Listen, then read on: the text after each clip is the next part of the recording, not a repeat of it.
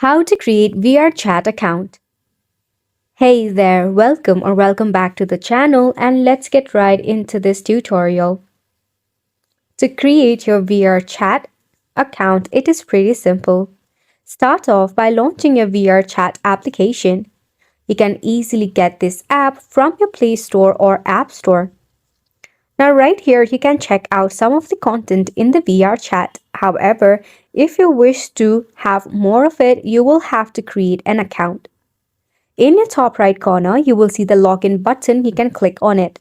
Here, you have three of the options to log in with Google, create an account that is more manually, and to log in once you have successfully created your account. The easiest way would be to log in with Google, since it will automatically connect with the Google account and you don't have to go through the hassle of manually adding your email address and password along with some of the verifications. So tap on the login with Google option and just select an Gmail account that you wish to attach with it, then click on continue as. Now wait until you are successfully signed in. Enter the display name and you can just go ahead and click on this tick mark button. Then tap on create account. Then click on yes, notify me and select on allow. You can just tap on the next button or just press on the skip button over here.